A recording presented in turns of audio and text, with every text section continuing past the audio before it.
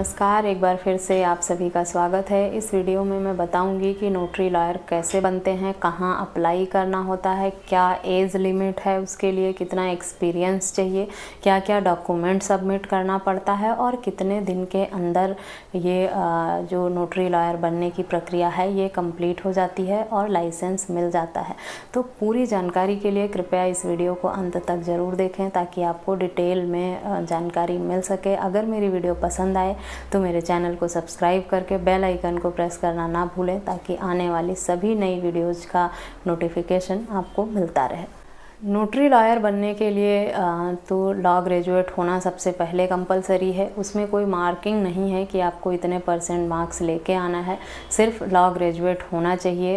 इसके साथ ही साथ 10 साल का प्रैक्टिस एक्सपीरियंस होना चाहिए। अगर आप SC ST या महिला कैटेगरी से बिलोंग करते हैं तब ये एक्सपीरियंस आपका 7 साल ही हो जाता है, 10 साल। नोटरी लॉयर बनकर आप डॉक्यूमेंट अटेस्टेशन का काम कर सकते हैं, जिसमें एफिडेविट बनाना या लीगल डॉक्यूमेंट्स वेरीफाई करने का काम आप करते हैं। इसमें किसी भी तरह का कोई सैलरी या तनख्वाह नहीं दिया जाता है। नोटरी लॉयर बनकर आप अपनी एक ऑफिस खोलकर जो लीगल ड्राफ्टिंग का, डॉक्यूमेंटेशन का काम है या एफिडेविट बनाने का, हलफनामा बनाने का काम कर सकते हैं। आप इस तरह के काम में एक निर्धारित आप जो फीस रखते हैं अपनी, वही आपका इनकम होता है। नोटरी लॉयर बनने के बाद कोई सरकार की तरफ से किसी भी तरह के पैसे या तनख्वाह नहीं दी जाती है।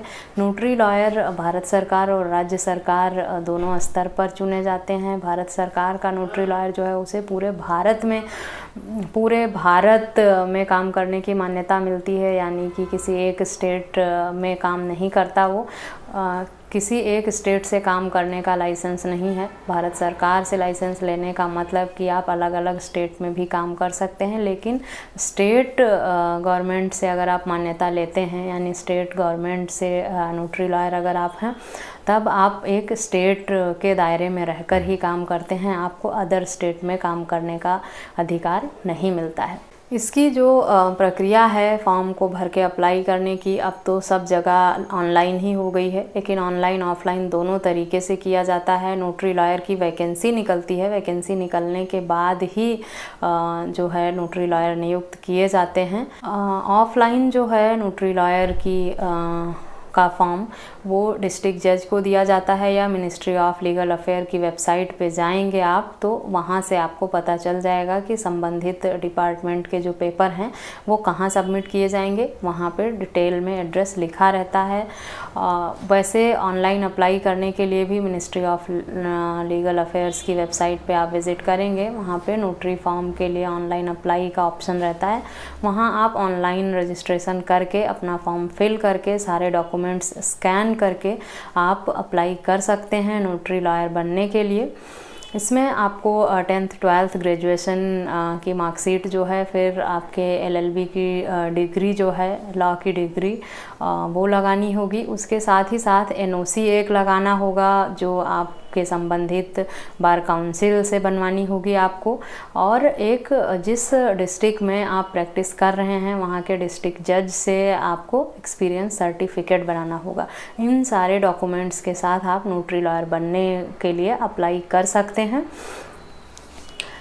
अप्लाई करने के बाद जो कानूनी प्रक्रिया है, उसके बाद आपको एक साक्षात्कार के लिए, इंटरव्यू के लिए एक तारीख दी जाती है, जिसमें आपको वहाँ विज़िट करना होता है अपने ओरिजिनल डॉक्यूमेंट्स के साथ, जिसको वेरीफाई करने के बाद और इंटरव्यू होने के बाद ही ये डिसाइड किया जाता है कि कितने नोटरी लॉयर्स बनाए जाएंगे और किन किन को चुना गया है। नोटरी लॉयर की वैकेंसी हमेशा नहीं होती है, कुछ निर्धारित सीटें ही दी जाती हैं, जिस पे फॉर्म भरे जाने के बाद ही डिसाइड किया जाता है कि कितने लोगों में से किन किन लोगों का चयन किया गया है। ऐसा नहीं है कि आप पूरे साल में जब चाहें फॉर्म भर दें और आप नोटरी लॉयर बन जाएंगे। जब तक भारत सरकार की या राज्य सरकार की तरफ से नोटरी लॉयर की वैकेंसी नहीं निकलेगी, तब तक आप अगर ऑनलाइन या ऑफलाइन फॉर्म वहाँ दे भी देते हैं तो आपका फॉर्म वहाँ वेटिंग में ही रहेगा। जब वैकेंसी निकलेगी तब उसकी आगे की प्रोसीडिंग की जाएगी, तब आपका फॉर्म प्रोसेस में आएगा। तब तक उसको वहाँ सबमिट करने का भी कोई फ़ायदा नहीं है।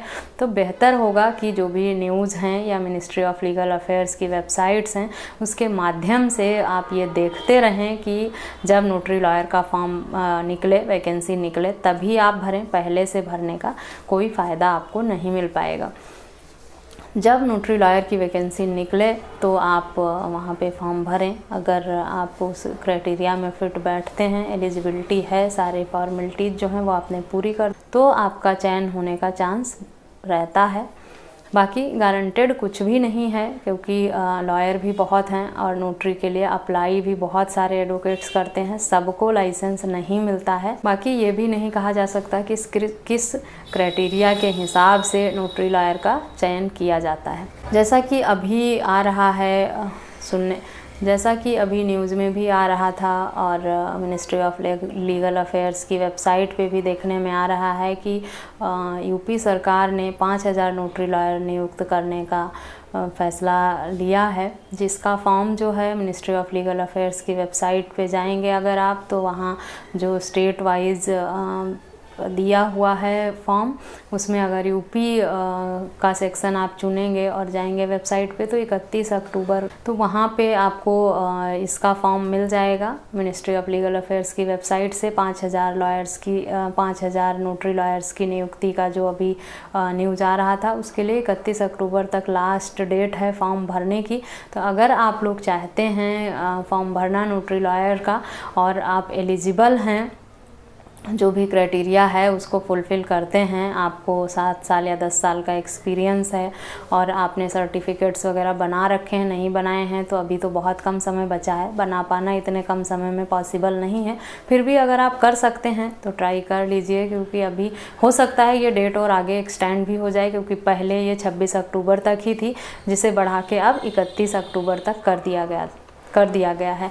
आगे भी संभावना है कि हो सकता है और भी बढ़ा दिया जाए या इतने पर ही क्लोज कर दी जाए, आगे नहीं भी बढ़ाया जाए। तो अगर आप नोटरी लॉयर बनना चाहते हैं, एलिजिबल हैं और आप यूपी से इनरोल्ड हैं, यूपी से रजिस्टर्ड हैं, तब आप अप्लाई कर सकते हैं नोटरी के लिए।